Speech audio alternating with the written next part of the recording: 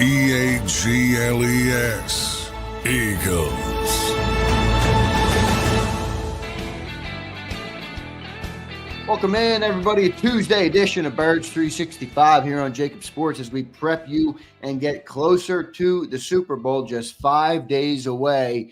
Opening media night kicked off last night. Johnny Mac, how you doing in this Tuesday morning edition of Birds 365? It's 1 day closer, so 1 day better.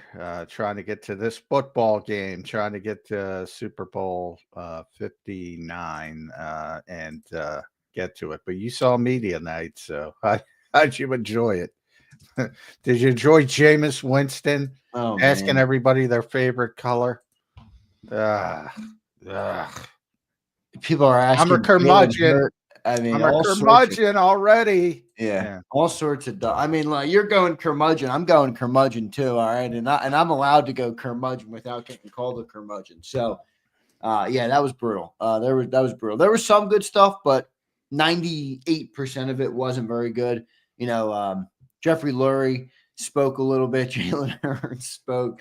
Yeah, I don't want to get too into that. I mean, we're going to talk about it, but there wasn't much there to take from it. Is there anything that stuck out to you, John McMullen, as I mean, Jeffrey stuck out to me because there's legitimate questions asked, and about the future of Lincoln Financial Field, the future of trying to get a Super Bowl to Philadelphia. Which, if they want to get a Super Bowl to Philadelphia, they're going to have to build a dome. Let's be honest. The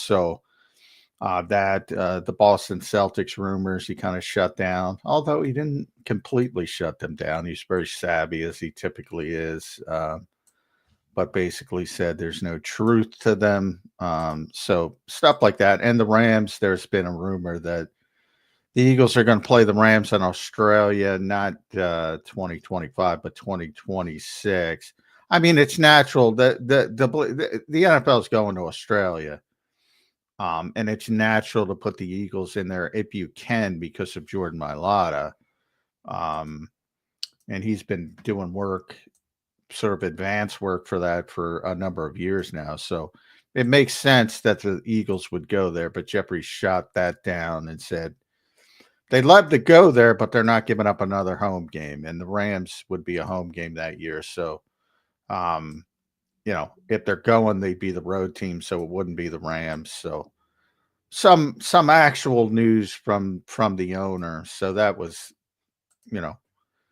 you gotta look under rocks to find the actual important stuff. But and then you found out some people's favorite colors. So that was enjoyable. Carson Wentz spoke too, so he spoke. Yeah, I saw Carson talk a little bit about. It's ironic because I think Golden Tate was on some kind of podcast talking about how fractured the relationship was with Nick Foles.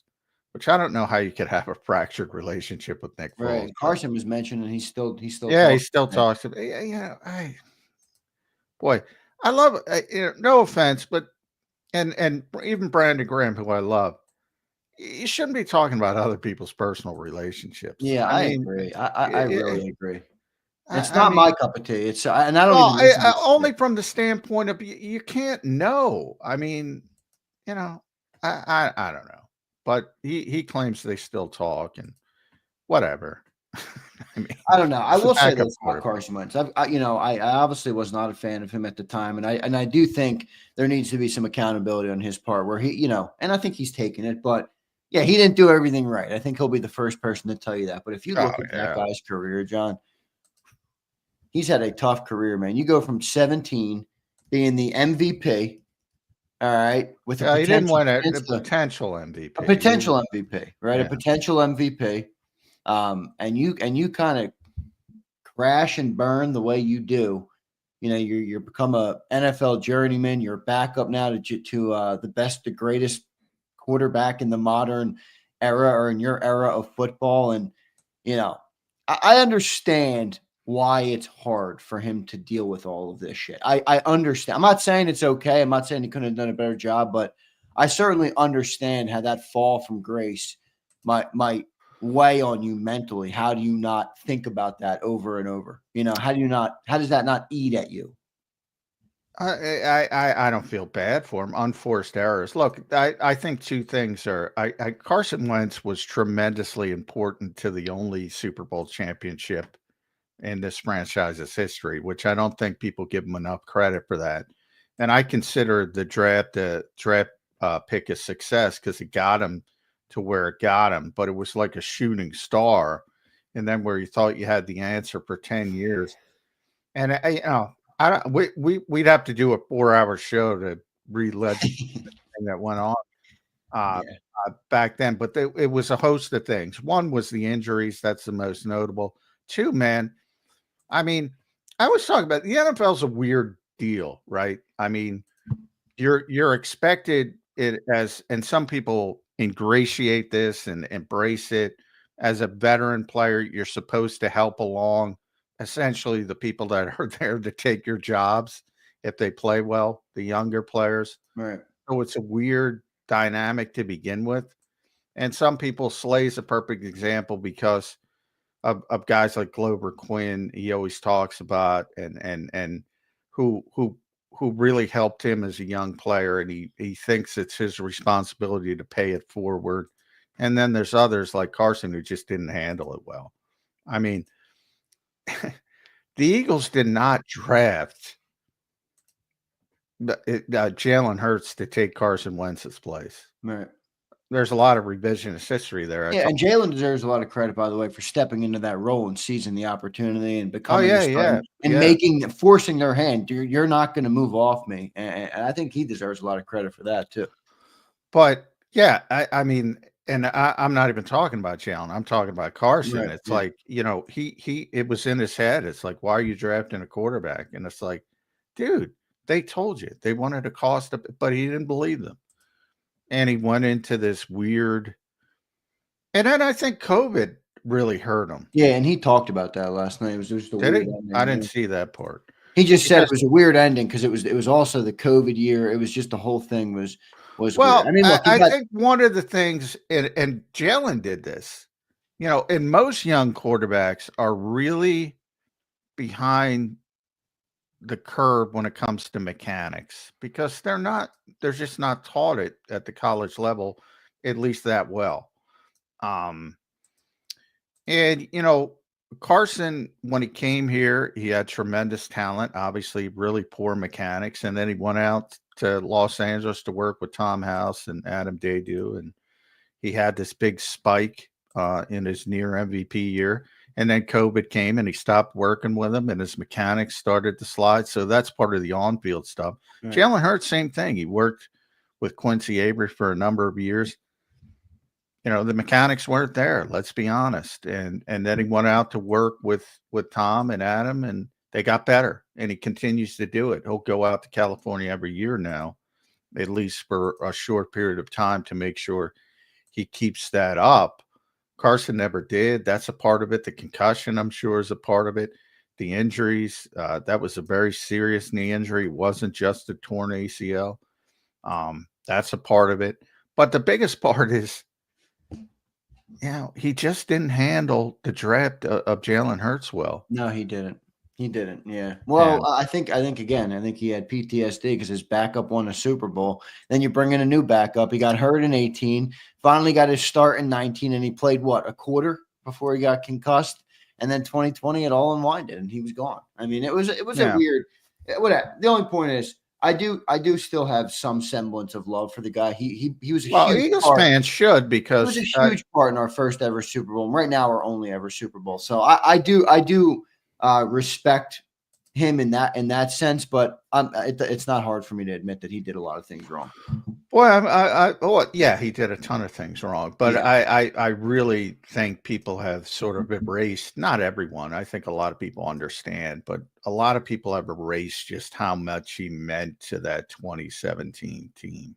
And I don't think you can do that. And I think that's why, when people judge Howie, that's a success. That's not a failure. And I've had that discussion with Jody over the years. I'm like, how do you consider that a failure? I mean, they got one, and he was the best player on that team. Yeah, it's true. And for people that think that they would have won with Nick Foles because of the way he finished. I mean, come on. You think you're going through 17 games with Nick Foles and winning a Super Bowl? The Eagles don't. I'll tell you that. They wouldn't. They wouldn't. No doubt about it. Yeah, the other thing, Jeffrey Lurie, by the way, just to move on here from Carson Wentz, the other thing that Jeffrey Lurie said, John, which I don't like, all right? I will be fully transparent with everybody. I do not like this mentality, okay? And Jeffrey Lurie kind of alluded to it. He was being interviewed. This was before the shenanigans started. It was like before 8 o'clock. I want to say it was like 7:30, 7:40-ish. He got interviewed by Ian Rappaport, and I'm blanking on the lady's name on NFL Network. I apologize to her, but and he got asked about the adversity, right? And being in the Super Bowl 2 years ago, and with what happened last year, how you kind of had a down year, and now you're back. And he's like, well, it's kind of like life, there's ups and downs in life. And when he pointed back to the Super Bowl, he referenced how it all changed with 1 minute and 38 seconds left when we were almost like we were robbed of the opportunity. And I'm like, so you're telling me the owner of the football team doesn't look back at the loss in the Super Bowl and say, the loss is the adversity. He's saying the flag that they threw on James Bradbury is the adversity. Like, that is the most BS victim mentality I've ever heard in my life. And that pissed me off when he said that. And I'm like, what, Jeffrey Lurie? Are you kidding me? And he's like, it started right there from the adversity and getting back to this point. And I'm like, man, whatever. You lost a football game. Come on. I like that you say it, but it doesn't surprise me that Jeffrey. I mean, he's like a fan. He's not like a fan. He is a fan. He wants them to win. Come on, man. That is a dumb comment from the football team. Yeah, I agree. I always go back to James Bradbury. James, for me, he closed the book for me right after the game. He said, yeah, it was a penalty. I wish they didn't call it, but they called it. And I always had tremendous respect for James for standing up like that. But yeah, I mean, I don't blame anybody. Even when I yell at fans for talking about officials, pre-talking about officials, which Clark Hunt was Roger Goodell shut down the conspiracy theorist Clark Hunt. It's absurd that people think there's a conspiracy to keep the Kansas City Chiefs on top of the NFL. Yeah, that Midwestern metropolis. Let's get Kansas City on top. It's absurd. That's pretty funny, John. On the face of it. And Roger was asked the question. I don't know. It's sad that you even have to be asked that question, but it is what it is. And I found Clark Hunt is a Birds 365 viewer as well, because he brought up Michael Jordan. It's like everybody forgets, man. Bulls three-peat. So many damn calls went their way because of the reputation of Michael Jordan, the Jordan rules. Look, I'm not saying that doesn't go on, because it does, but you got to get there. You got to earn that deference before you get that deference. And the Chiefs do have it, and Patrick Mahomes does have it. I'm not trying to say they don't, but it's not unique. Super Bowls. I mean, people said the same thing about Brady and Belichick and the Patriots and the cheat and all that bullshit. They're jealous. They're jealous of the success. No, you're right. And one other thing, John, I want to mention, and then we'll move on, because I got a good topic for you. All right.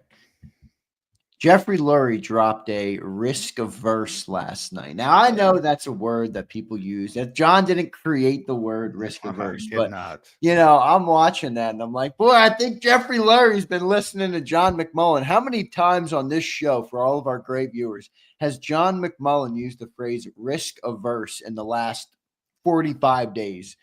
So Jeffrey Lurie dropped that when talking about Howie Roseman and himself taking risks to get back to this moment. So credit to them. But I thought that was interesting that he used risk averse.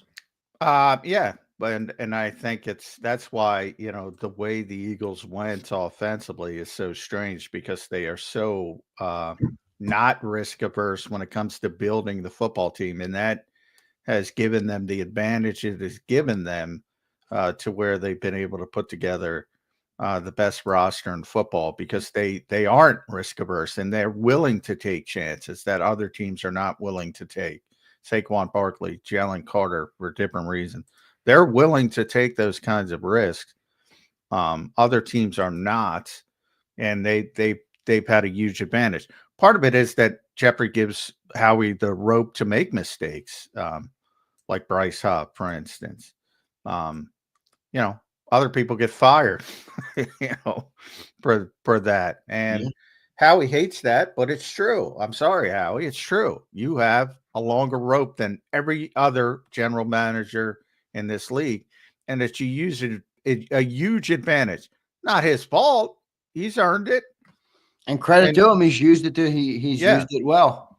And that's why it's so strange, and we talked about it all year, for this particular team to be so risk averse on offense since the bye week.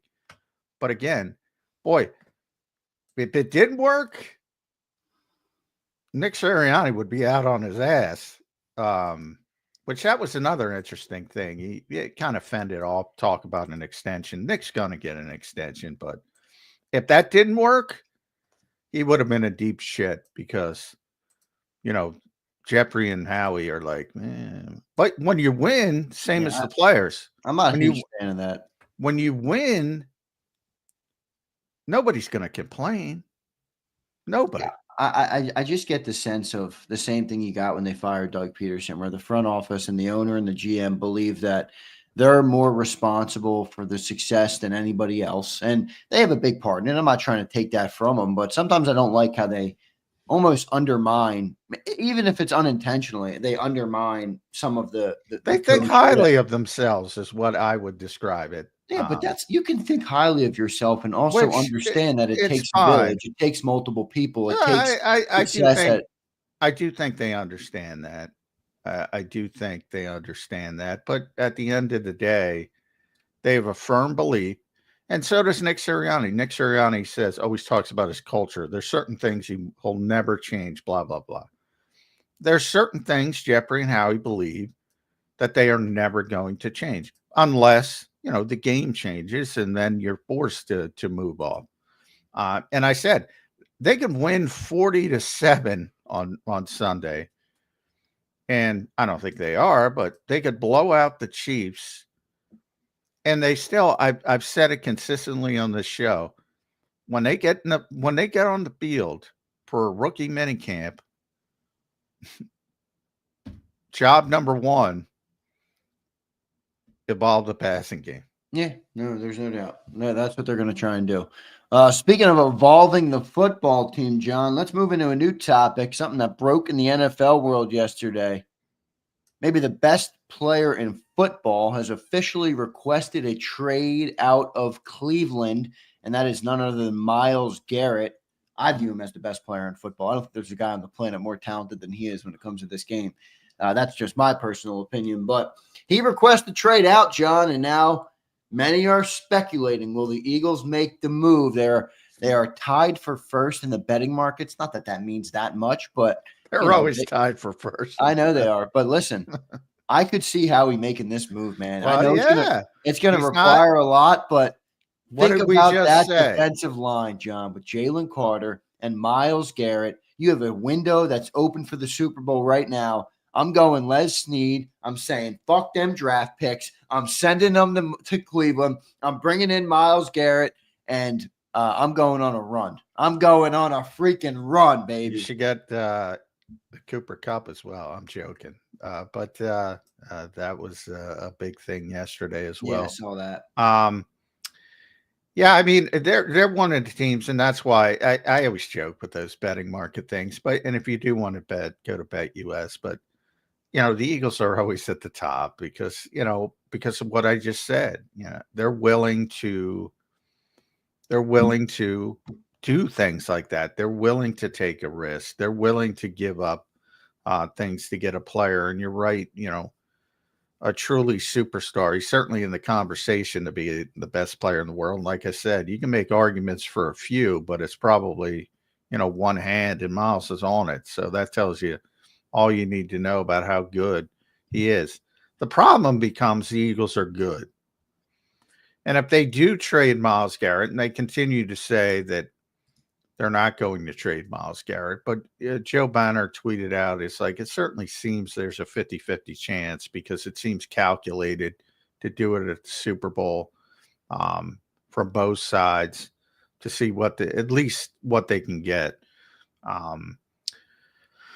So, you start thinking, what are you going to get? Well, it's certainly going to be a one, probably a two, couple threes, maybe a player on top of it.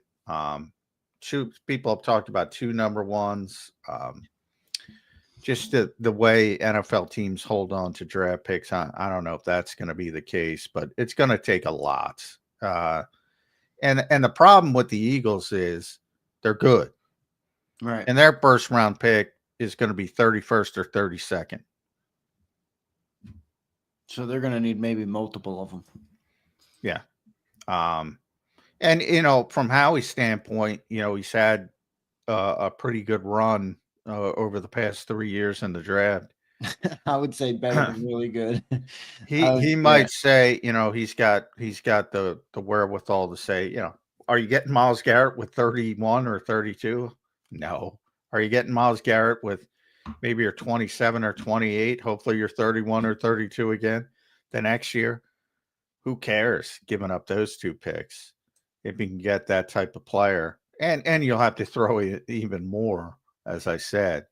But yeah, if you put Myles Garrett on the front with Jalen Carter, God. forget about it. Forget about it. That's why I do it. I understand that you have the potential to get 2 players that could be here for a long time, but you're talking about a rare moment of a Super Bowl window that is open for the foreseeable future, just based on age of your roster and some of the guys you have in the room. And I don't know, I would make that move. Now I will play the other side of it. All right. I'll play the other side of it here.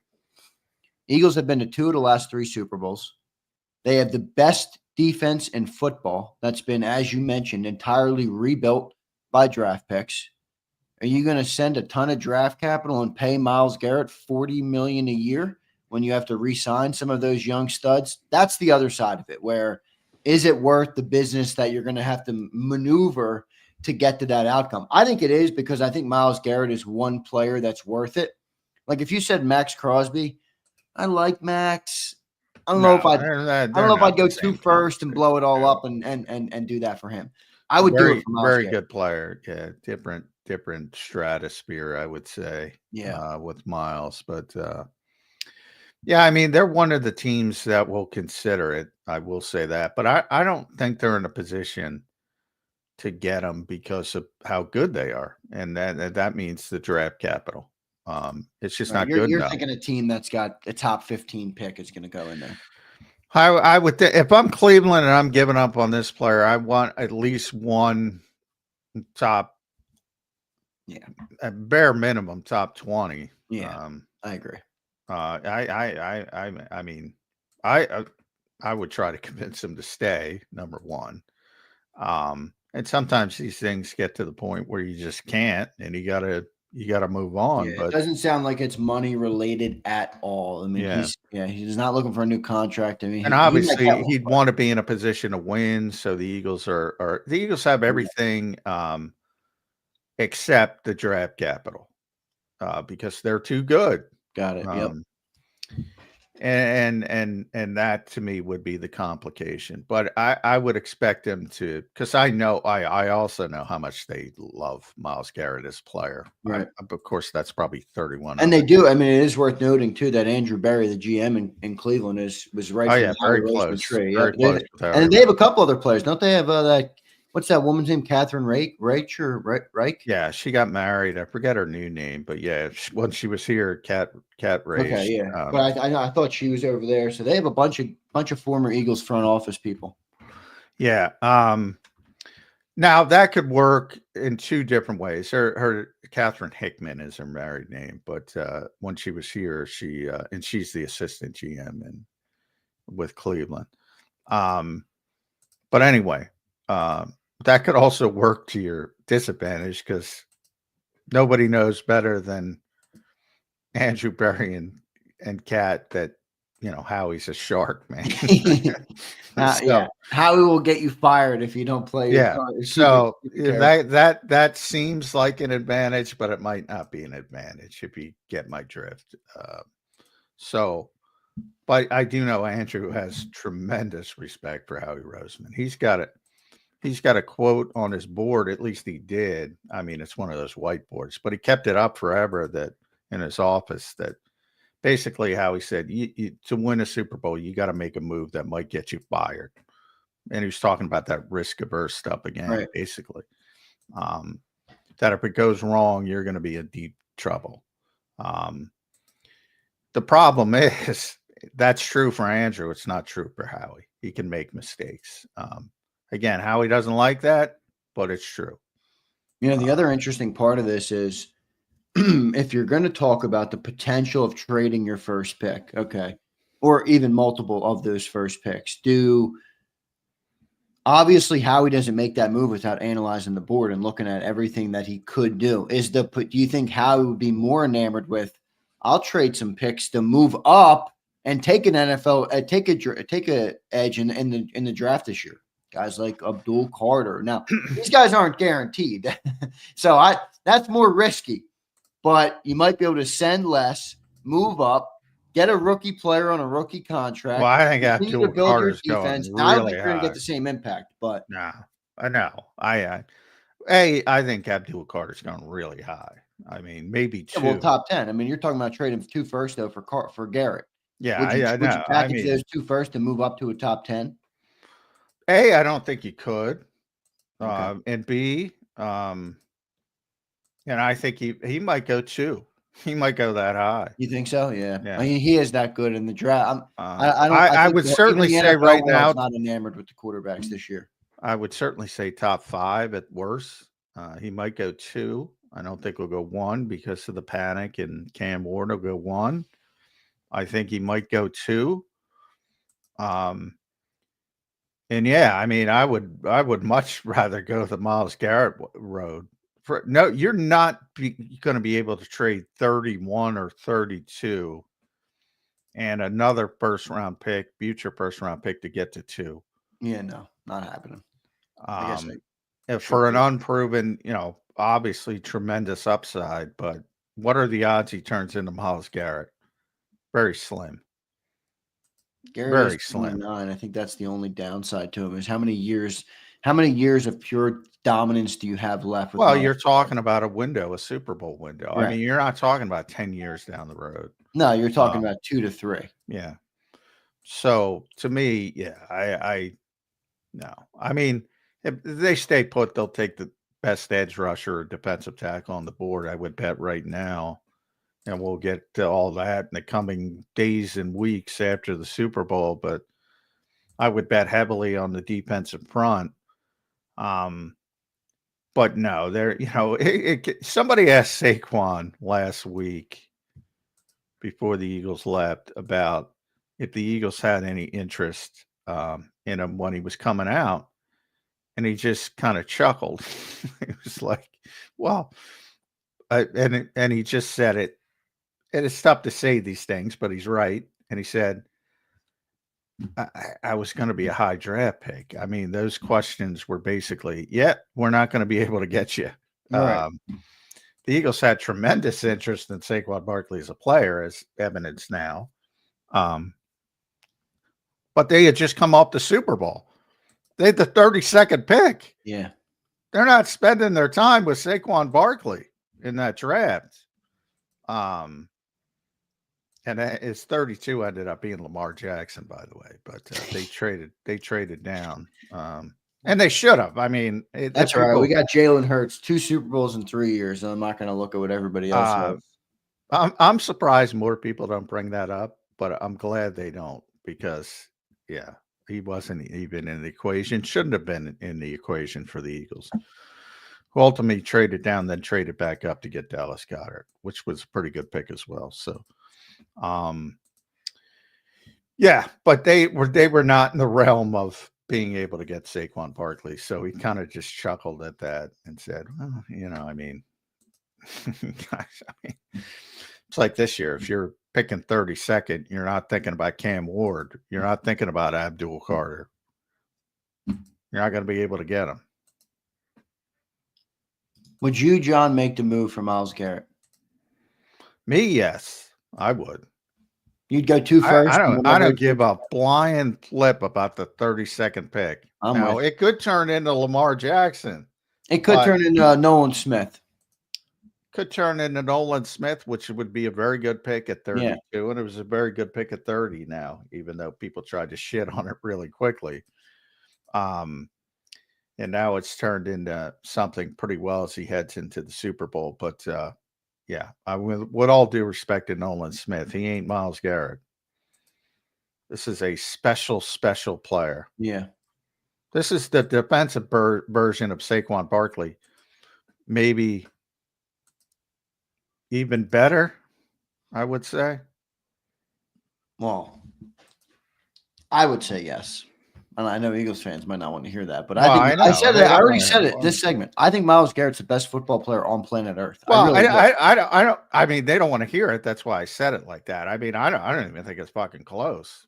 Yeah, he's you know, he's in the conversation for best football player on the planet. Saquon's the best running back on the planet. You know. Can you picture Myles Garrett, Jalen Carter, and Nolan Smith on that defensive line? What are you gonna do? Good. What are you gonna do? You know, speaking of by the way, Josh Sweat changed agents. Yeah, I saw that. Rosenhaus, which means he's probably gone, right?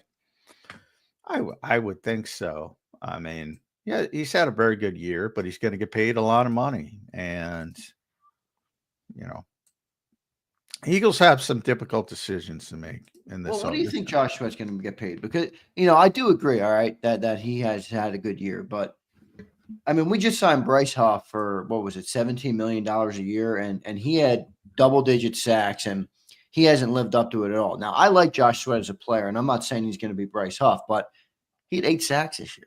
Like he wasn't like a perennial edge rusher. Like what? And how old is he? Well, yeah, but he's got knee injury. Like how much is he going to get? He's got a much, much longer history of success. You know, since he became a starter in 2021, he's been a very good player. He's made the Pro Bowl. He's got like 33 sacks over that period. Yeah, I mean, he's a very good player. And, you know, to the point, it's, you know, the NFL's goofy because, like, you'll hear people say sacks don't matter like me, but then they pay him on sacks. Like, Josh had to take a pay cut last year because he had, I think he went from 11 sacks to 6.5. But his pressures went from like 45, 50, which is good, to like 70 something, which is really good. And this year, you know, again, he had 8 sacks and like 50 pressures. So he's back down. He was actually down in pressures from last year. But he'll get more money because he had more sacks. It's so stupid. This league is so stupid in some ways. Bottom line is, though, he's a really good player. He's on the open market. He's only 28 years old. You saw Bryce's up contract. I think it starts there, probably goes up. What a bad contract that is, man. 17, 18 million a year, maybe. Think they're going to move off him this year? Price up? No. I don't either. I don't see it, but Howie was pretty. I don't know if you saw Howie's comments, but no, I didn't. He basically said, maybe I'm stubborn, but I believe in the player. Now that's that's a load of Howie lip service. Come on, John. Well, it's part of what are you going to do? You can't cut him. Yeah, I get that. You can't trade him. That's just trying to maintain his value to some extent. Exactly. Exactly. Well, I agree with that part of it, but you know, it is what it is. So trying to look up Josh's market value per Spot Track. Yeah, is 18.8 million. It's about what I was thinking. Yeah, 3 years, 56 million. A little bit less than Jonathan Grenard got last year, which makes sense. He's going to get a lot of money, and I don't think it's going to be here. I don't either. I don't think him or Milton will be back. Milton, I think they're more likely to bring back, but yeah, it's going to be difficult as well. Well, even I think Moore or Joma might have changed their thought process on that a little bit because Moore. I mean, I'm not saying he's been Milton, but he's been solid. And he's been very solid, but no, he hasn't been Milton. That's not what I was saying. If you hear Vic talk about him, he always talks about how undersized he is. I don't think he looks at him as a full-time player, more of that rotational guy as a change of pace because he's undersized. But he's getting bigger. You know, he's one of those guys who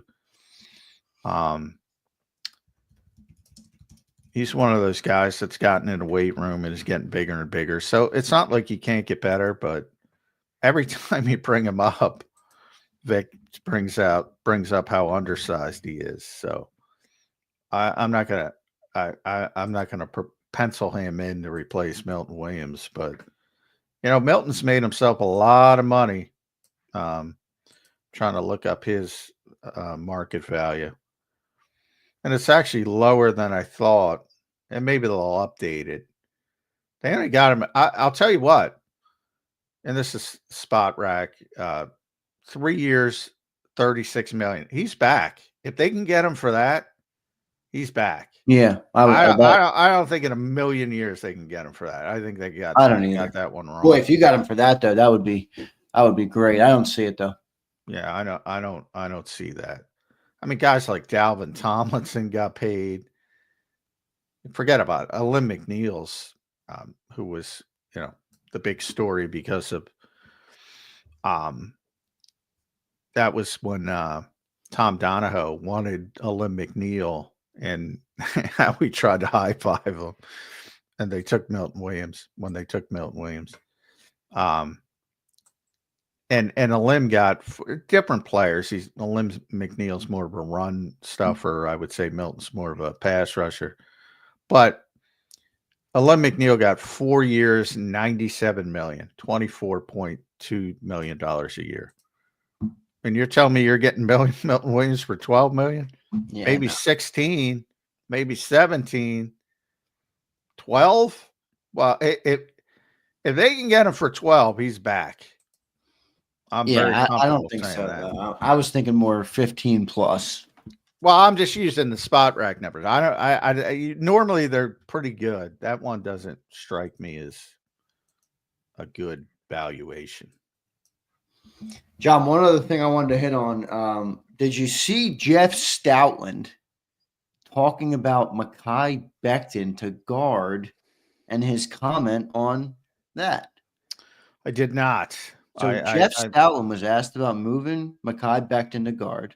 I've talked to him about that many times. But he said, if you look across the league, there's not many in the history who have been effective guards standing at 6'7" and his size. I can't come up with one. I can't either. Now, he went as far as to say back in OTAs, Coach Serriani recommended to him to try Becton out at guard for a few practices, and that was the start of it. That's what Jeff Stoutland said last night.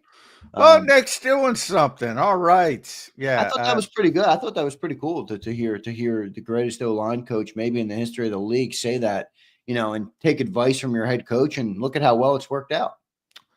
Yeah. I mean, boy, it doesn't make sense. You know, even, you know, we talked about just the ability for the quarterback to see. Mekhi Becton blocks out the sun. But boy, it's worked, and it's worked so well, especially in the running game, to have that kind of power and that ability to just move people. And I think that was the final piece of the puzzle of, I call this, somehow they've gotten better on the offensive line after losing a Hall of Famer and a 6-time All-Pro and Jason Kelce. And it's not that Cam Jurgens is better than Jason, because he's not. He's a very good player, but he's not better than Jason. It's because of how good Mekhi Becton has handled the right guard. And the second part would be just Jordan Mailata keep getting better and better and better and better. It's ridiculous how good he's become. But Mekhi's a big part of it, and to the point where a couple reporters would say, Tyler Steen's going to get that job back. And I'm like, no, he's not. Maybe when Mekhi leaves. And, it's going to be very difficult to keep him, I would think. Another guy. But yeah, he's been a great story. And that again speaks to the contingency aspect of Howie Roseman, because he signed. They were very intent on getting one of those guys with guard tackle versatility in the first round of the draft. There were a bunch of them, and the Eagles thought one of them would fall to 20. And it ended up Troy Patano was the last one to go at 20. 20. The Eagles were at 22. Patano was the last one to go at 20, and then they shifted towards Quinyon Mitchell. And right after the draft, they drafted Mekhi. They signed Mekhi Becton. That was his contingency in his back pocket. They did want Fatano, but that was his contingency in the back pocket. And it's turned out to be a great contingency. And obviously Quinyon's had the great rookie season. So, but that kind of tells you there's 31 other teams. You're never going to get what you want. Never, or very rarely. And you gotta be depth on your feet and have a bunch of plan A, plan B, plan C, plan D. That's where Howie sets himself apart from most other GMs. John, I'm going to ask you to do an exercise here. All right. There's going to be 2 lists, and there's going to be 4 names on each list. It's the same 4 names for both lists. I want to hear what John McMullen would do, and then I want to hear what John McMullen believes the Eagles will do. All right. You got Mekhi Becton, you got Milton Williams, you got Zach Bond, and you got Josh Sweat. I think those are the 4 biggest free agents this year. Am I missing anybody? No, that's the big 4. That's the big 4. All right. John McMullen's list will be your priority and who you want to get done and who you would let walk, and then what you believe the Eagles will do with those 4 players. I would bring Milton back 1, Zach back 2. 3 would be Mekhi. 4 would be Josh Sweat. And the Eagles, I think, will try to bring back 2, Zach Bond and Milt Williams, and probably lose 2 would be. That's what I was thinking. The tricky part about Becton, John, is you have so much faith in what Jeff Stoutland has done with so much change on that offensive line at times. And, do you look at Becton and say, we love having you, but I feel better about replacing you than I do about replacing Milton Williams or Zach Bond? Well, I think most of it has to do with the market. And I think someone will look at the season that he had and say, we're going to make him a tackle again, number 1. So they're going to offer more money. Now, if Mekhi, I think they're going to keep 2 of the 4. So again, when we talk about contingencies, because Mekhi came here to work under Jeff Stoutland. So if he's got it in his mind that I just want to keep working with Jeff and he's willing to take a little bit less money to stay at guard, or he's got a problematic knee. So maybe some other teams tap out because of that and say, we can't give this guy super money because he's probably going to get hurt. So all of these things get factor into it to lower the price a little bit. Yeah. My question as another team would be, how effective are you going to be, without the Eagles organization? But other teams are just more like there's 32 teams, probably 10 of them are smart. I might be overshooting that, to be honest. and most of them are like, oh, he's a good player, so we're gonna plug him in, and he's gonna be a good player. It's really that simple. It's real, and no matter how many times they fail, they still think the same way. Oh, he's good in Philadelphia, so he's going to be good here. Or he's good somewhere else, and he's going to be good here. And they use him, they don't use him correctly, and all that kind of stuff. But they don't think that way. A lot of dumb teams. Good stuff there. Well, plenty to talk about all offseason. As you can see, they still got a bunch of stuff going on there, a bunch of stuff. I see Q the God brings up a good question as well. What about corner? What are we doing at corner? Will Slade be done? Will they roll up Ringo? It's a good question, Q the God. We'll have all offseason to break it all down and discuss it all. But I did think, hey, John, I'm proud of us. I think we extracted the value from media night the best we could. And we talked about the relevant stuff, and we left the bullshit to the side, Johnny Mac. Well done. Yeah. Well, what is my favorite color? I'm going to go. I don't have a favorite color.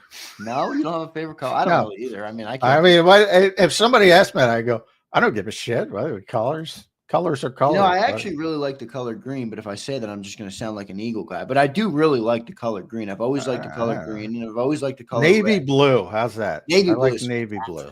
Great color. I like navy blue. A lot. I'll go navy blue. Jameis Winston. I'll go navy blue, Jameis. There you go. Keith Johnson says black. Wow. Green. Twiz goes green. Yeah. John looks like a magenta man. Magenta? All right, there you go. And then what was the other goofy ass question that I saw going around on my somebody asked Jalen, some little kid, it sounded like, asked Jalen Hurts how to get more handsome. I was cracking up with them. Like, what you made Jalen Hurts fly to New Orleans a week early. Yeah, he handled that pretty well. How to get more handsome. I was cracking up. He said it's a DNA thing. It's so DNA he handled thing, that pretty well. Which is a hilarious response, by the way. Good response, but yeah, dumb question, good response. Yeah, funny stuff there. Good stuff, John. We appreciate everybody for being here in the chat. We're going to talk to Chris Franklin in hour number 2 today, so we'll talk to him in a little bit. I do want to dive into this game again with the Birds, and we're 5 days out. We're inching closer to the game. Obviously, I wanted to recap what happened last night with media night and the whole Myles Garrett shenanigans, just because I do believe that the Eagles are going to make some calls about that. So we will see about that. Let's get to a couple super chats here, Johnny Mac. Bird Gang checks in. John, if you decide to be a tourist down in NOLA, be sure to keep everything in the front pockets. Pickpocket capital of the country. Stay safe, Johnny Mac. Well, good advice there. Well, appreciate it. Yeah, I'm already above. I'm ahead of the curve. Always front pocket. I've traveled too much in my life. Yeah, you go anywhere these days. Not New Orleans, anywhere else. But yeah, I'm with you. Got to be careful. Dirty. Yep, I agree. Bird Gang, thank brother. Dirty D checks in. If we get Garrett, I think we lose Bond.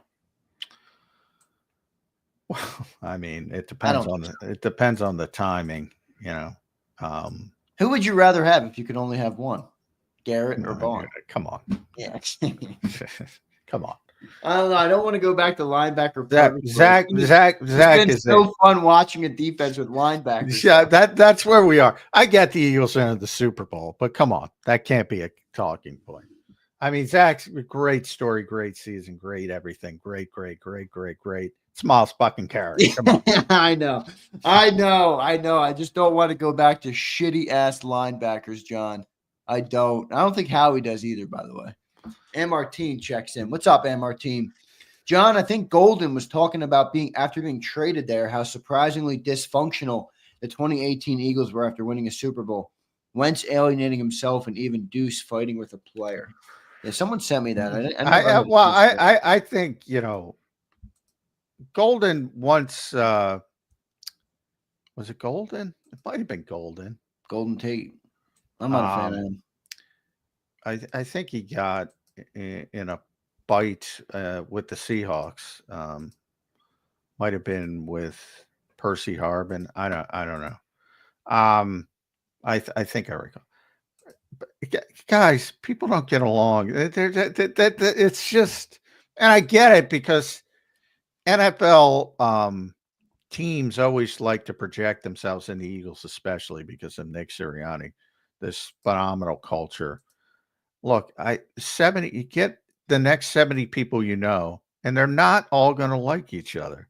Yeah, but isn't there varying degrees there? Like you have two teams that are back in the Super Bowl again, and don't you think some element of that has to be culture related? I'm not saying you're wrong in the sense that you're not going to have 70 guys that are all buddy in group chats, texted, "Hey, what are you doing tonight? Hey, you want to hang out? Hey, you want to get drinks with our wife?" What? I get that. It's not going to happen. It's never going to happen. But don't you think there's some element of culture that has to be applied to? Well, A here's team? all I'm saying. And I just brought it up because I was correct, and I covered that Super Bowl. So Percy Harvin punched Golden Tate before the Super Bowl, and it had a black eye. They won they destroyed Denver. They won the Super Bowl. I mean, well, I'm not saying there have been many fights in the NFL, many fights.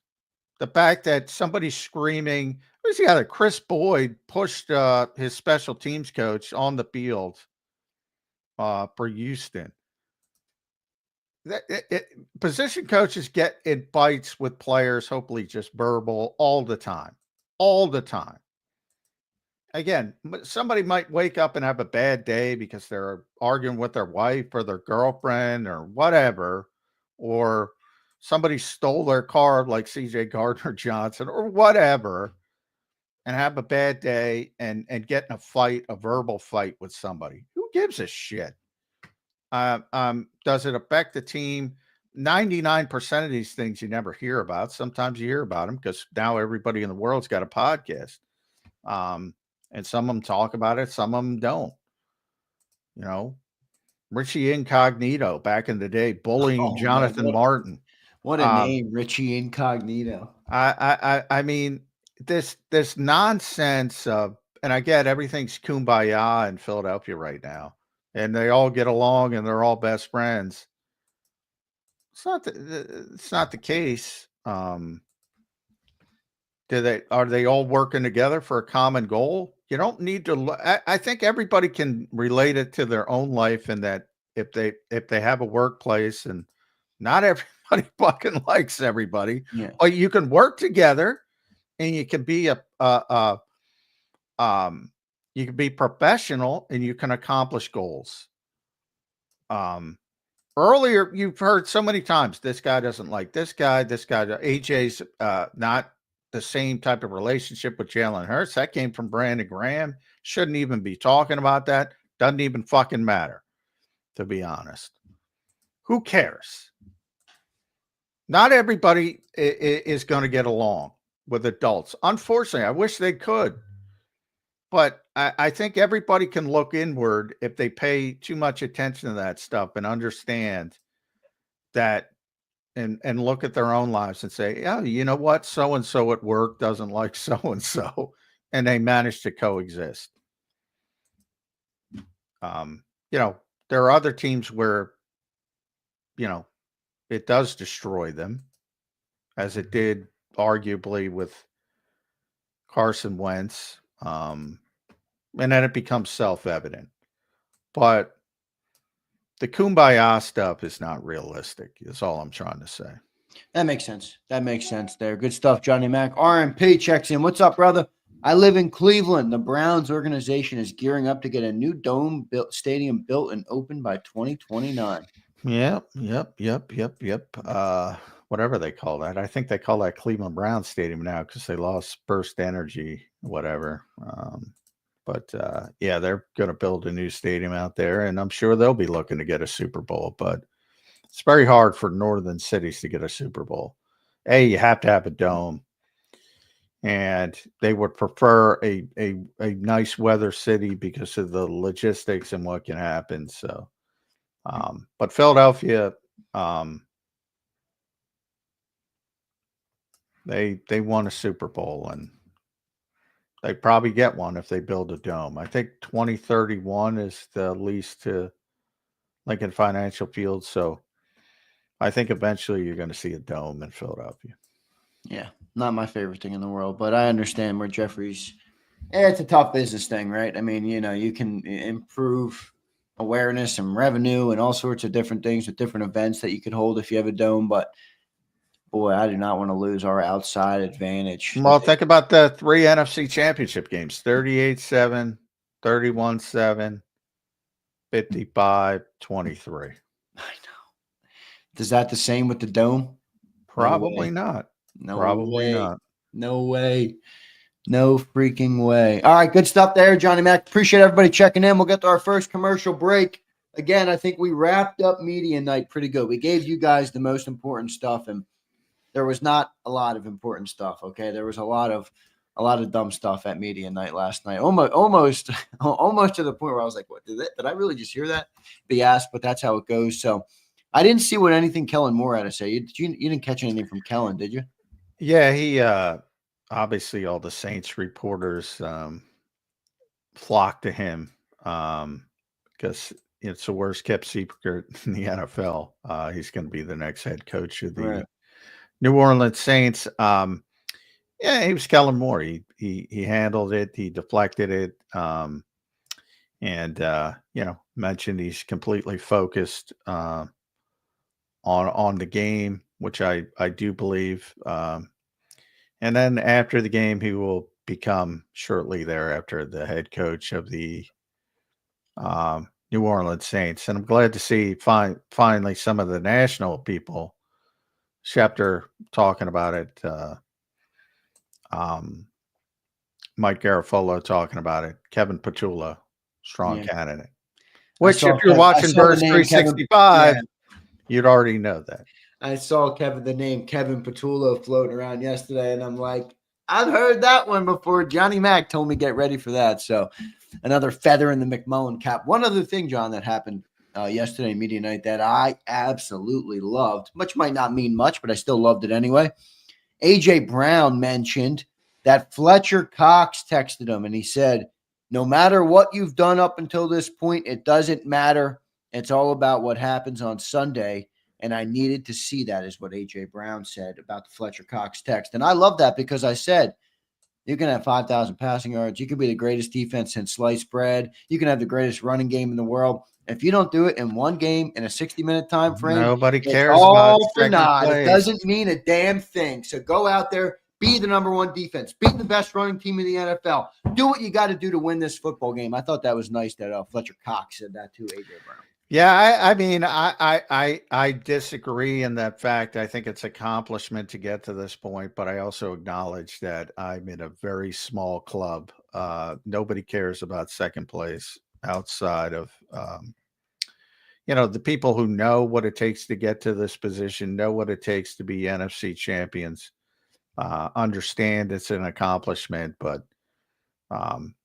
if you don't win, everybody shits on you. Bottom line.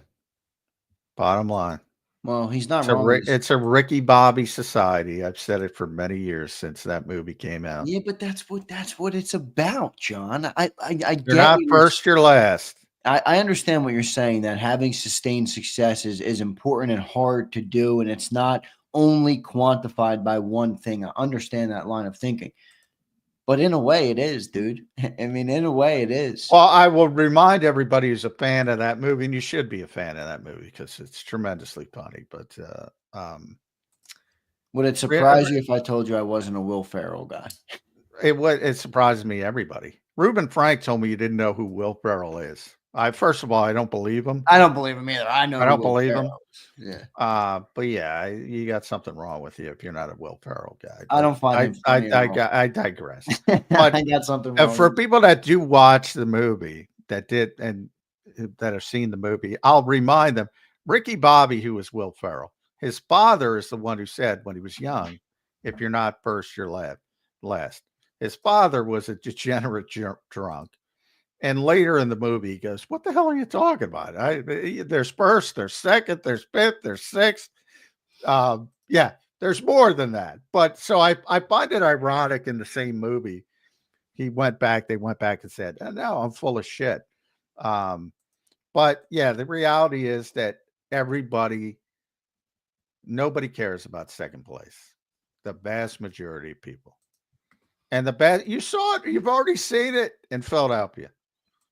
Super Bowl 57. Didn't matter. 38-35 on the biggest stage. Doesn't matter. Yeah. I'm not a huge Will Ferrell guy, but good stuff there, Johnny Mac. I appreciate the analogy. Miz checks in. There was a couple movies I liked Will in. This guy brings up a good one. Step Brothers classic. That was a funny movie. I'll give you that. Oh, there's so many. Yeah, that The was a sports trilogy. You have Blades of Glory, figure skating. You have Bout of Ricky Bobby, which is auto racing, and then the basketball one, which is underrated, with the Flint Tropics. I forget the actual name of that one, but the Flint Tropics in the I Old remember Navy. that. People used to wear that costume to school on Halloween. The Flint Tropics. What's that movie called? I forget the name of it, but I never seen it, but I know it. Semi-Pro. That's what it is. Semi-Pro. Yeah. There you go. Semi-Pro. Everybody Which was got a goofy name because it was based on the ABA, which was not semi-pro. It was professional basketball, but yeah, so it was a goofy name. It appears we got a lot of Will Ferrell fans in the chat. Well, I mean, you're going to lose that battle. Yeah, I mean, you're going to lose that battle. Yeah, I would say of the best of so you have Ballad of Ricky Bobby, Blades of Glory, semi-pro. I would say the best of them all, though, is actually Blades of Glory, which is a hilarious movie. Hilarious movie. There you go, John. We're gonna make a list of movies that I have to watch in the off season. Well, I was trying to think of the one you told me the other day that I had to watch. What was it? Do you remember? I don't remember either. I was like, I don't know. Why am I watching it anyway? Miz says Myles Garrett is the Kevin Garnett of the NFL. I don't even know what he's trying to say. I don't know what you're trying to say, but Kevin Garnett was great. But I would say, Myles is better in his sport than Kevin Garnett was in his sport, and Kevin was pretty fucking good. Yeah, I would say. Sasha R checks in. What's up, Sasha? Jay Uso and crappy John Cena elimination, worse than a possible LA Rams and Commanders NFC Championship. Go Birds. There you go. Your first wrestling reference of the day. Yeah, big surprise. Jay Uso won the Royal Rumble, knocked out John Cena to win it, who was the favorite. I mentioned I would have put John Cena over to get to where they're going to go, but Jay's, man, it's because Zander's not a wrestling guy, but there's this whole weirdo online wrestling community, and they shit on it like you would not believe. But the 70,000 people there were losing their minds, and the people last night were losing their minds. And I'm like, that niche hardcore weirdo group, they don't get the goal. The goal is to keep people entertained, sell tickets, get viewers. And the guy's very popular right now. Yeah, interesting. I think what's his name? I will say from the outside, it looks like Triple H has done a pretty good job taking over. Oh yeah, he's done a great job. It's not an easy thing to do. Low bar. Yeah, well, I don't know about that. I know. Well, not from a Vince, not from a business standpoint, but Vince. Yeah, you're right. That's what I was talking about. I was talking about strictly business, but you're right in terms of morality and stuff like that. Yeah, sure, very low bar. Well, even I'm not even talking about the morality stuff, the creative stuff, which is big in wrestling. Vince is like 80 years old. He's almost 80. He's fucking. I mean, yeah, the game has passed him by, as they say. And I'm old. I'm not an ageism guy, but there's a difference between 66 like Andy Reid and 80. At 80, I'm going to guarantee the game will have passed Andy Reid by. At some point, you lose your cognitive ability. We just saw the president for puppeting around for how many years? At some point, it gets us all. We got Vince. Don't get me in trouble bringing up that guy. Marcus Padilla says, J-Mac, don't you think Becton would want to stay considering he almost quit football and the Eagles helped him find his love of the game again? I think he wants a big check like everybody else. Marcus, that's all great and fine and dandy, brother. But when someone puts $20 million in your face, you don't say, sorry, I love football too much to take this deal. I don't think it happens, Marcus. I hear you, but I don't think so. Yeah. What do you think? What do you think Becton's going to get paid? Well, like I said, he's got some chronic knee problems that could push it down. But But I do think it's such an offensive line deficient league, which I think people in Philadelphia don't realize because their offensive line has been so good for so long. It's deeper than that. Our offensive line has depth. We lose guys on the offensive line and still dominate the trenches, John. Yeah, I mean, well, we're spoiled. I'm admitting we are spoiled. Philadelphia's definitely spoiled, with definitely offensive linemen. Definitely spoiled on the offensive line. But there is a big difference when Fred Johnson was in for Jordan Mailata or Tyler Steen was in for Landon Dickerson or Mekhi Becton. There is a big difference. But what they're able to do is persevere because you're not losing all those guys at once. You still have, if when Jordan was out, you still have Lane and Landon and Mekhi and Cam, and you're able to persevere with Fred Johnson. And the same thing when Tyler Steen was out there. So there is a big drop off from the top 5 to the depth, but it's better than everybody else is how I describe it. Good stuff there, Marcus. Appreciate you checking in. Appreciate everybody checking in. Don't forget to hit that like button. 5 days away. All right. I can feel it. It's becoming palpable. I can feel it in the air. 5 days out from the Super Bowl 59. Should be a good rematch. The only part about last night where I noticed a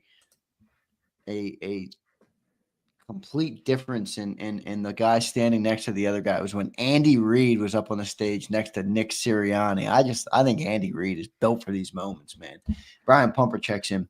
Becton is gone. We're not about to pay all 5 guys on the line $20 million. These fanboys don't think with logic, but with emotions. Well, I do think the thought of, maybe he loves, Stoutland. Yeah, and he does love Stoutland. He does love that the Eagles gave him a chance. He was emotional when they won NFC East because he was with such a crappy organization for a while. But at the end of the day, if the money is somewhat equal, maybe you say, all right, I'd rather be with the Eagles than the Jets. But we're talking about 13 versus 12 million. If it's 20 million versus 10 million, they're signing for 20 million.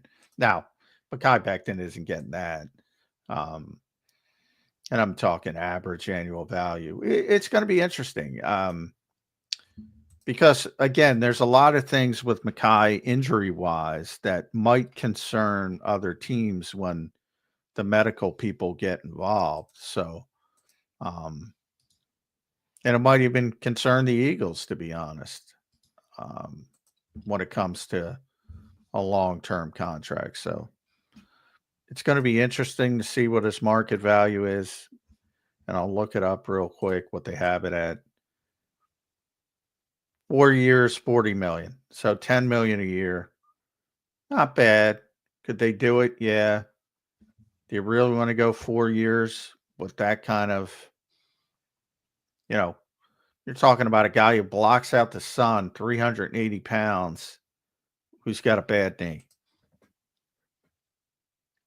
I don't think the Eagles would be willing to go 4 years. Would somebody else? Probably, because they're more desperate. We'll see how it all shakes out there on 7 years. I'm going to ask everybody. All right, everybody should get this answer. John, you should get it too, but give me a second. On this day, 7 years ago, what happened, everybody?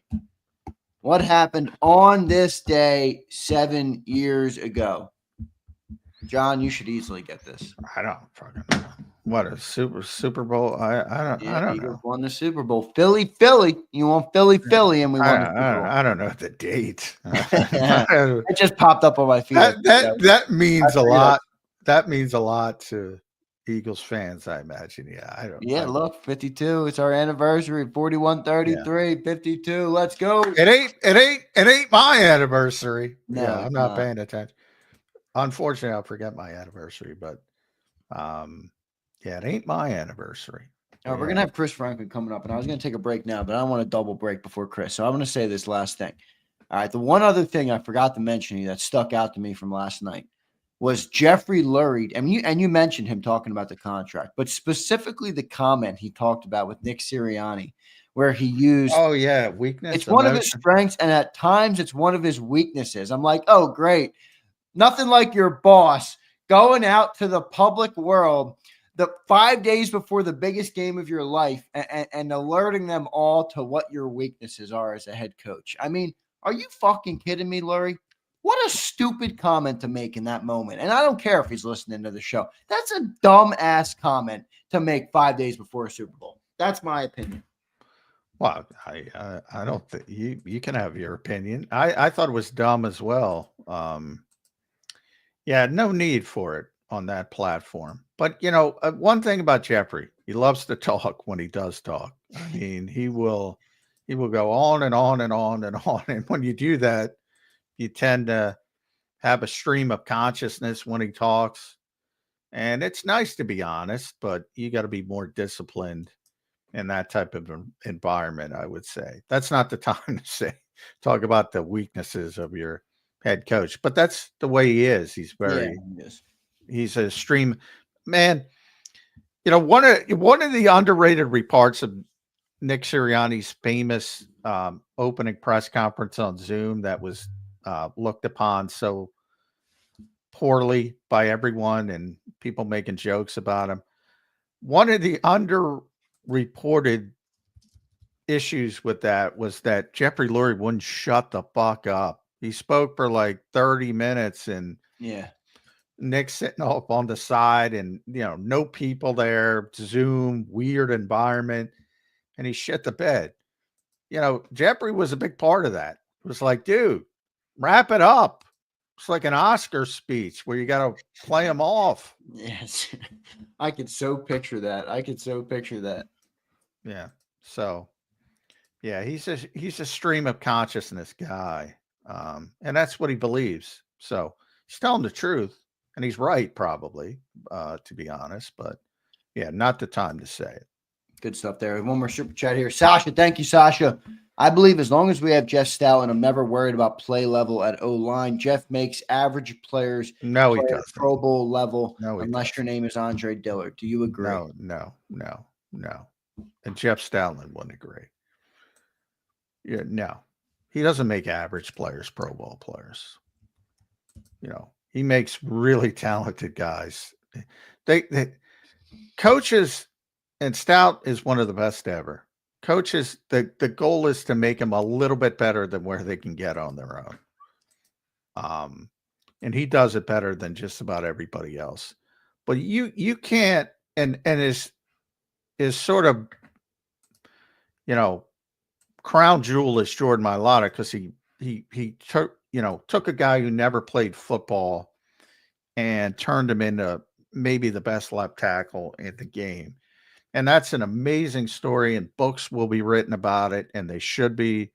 But man, there are a few people on this planet who are 6'8" and 380 pounds and can move like Jordan Mailata with the strength of Jordan Mailata.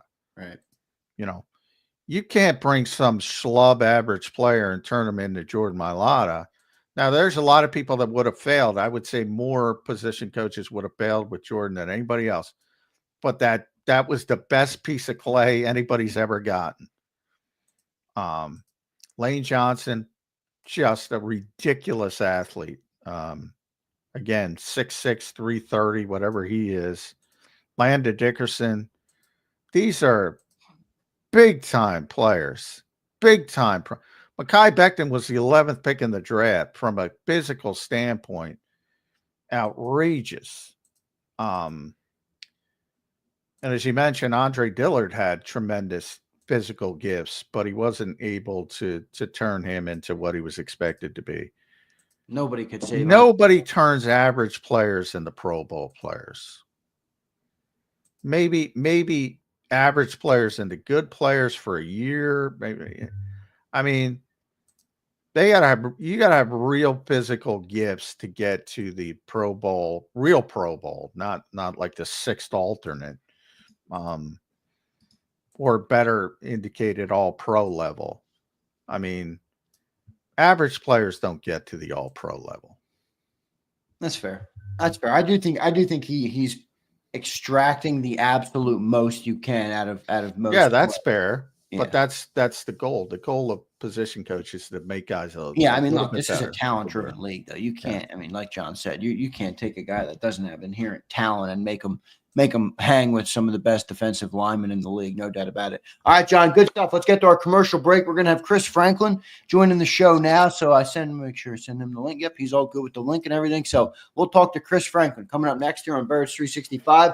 I want to thank everybody in the chat for being here right now. Don't forget to hit that like button. All right, 5 days out from the Super Bowl. Media night is wrapped up. What else is on the agenda this week, Johnny Mac, for this? Anything tonight? Anything public tonight for this team? Well, everything's not public from the standpoint of just the typical everybody down there doing shows. The Chiefs and Eagles players will meet more of a sort of, how shall I say, substantive way with reporters this morning. Chiefs are probably already started. They're going first. And the Eagles. So you're going to hear stuff come out all day today, tomorrow, and Thursday. Then you're going to have Hall of Fame later in the week, NFL honors later in the week. But it's a circus. The whole week's a circus. It's constant shows, whatever your favorite platform is, NFL Network, Fox, ESPN.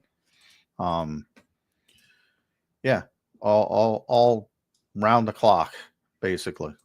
Good stuff. Enjoy it, everybody. Eagles are back. Second time in 3 years. We're in rarefied air in terms of appearances here in the Super Bowl. So let's see if they can get over the hump this weekend. We'll get to our first commercial break. Let me tell you guys about the great people at BetUS. Before I do that, you can see the promo code on your screen. Who's betting on the big game? Are you taking Saquon? You taking AJ? Is it Devontae? Devontae Smith is averaging, I think I saw a stat, he's averaging over 100 yards per game in 3 games versus the Chiefs. So he's been a little bit of a Chiefs killer. You guys remember the big catch he had in Super Bowl 57. He also had a big catch in 57 that got wiped off the board. So who you taking over here in the props for the Super Bowl? We will see what happens there. You can see the promo code I put on your screen. It's YouTube 150. Gives you a 150% sign-up bonus on your very first deposit. You get 125% on your second and third deposit, all up to $2,000. So deposit less and bet with more at BetUS. Go to betus.com.pa. That's betus.com.pa. We'll be back in 3 minutes, everybody, on Birds 365.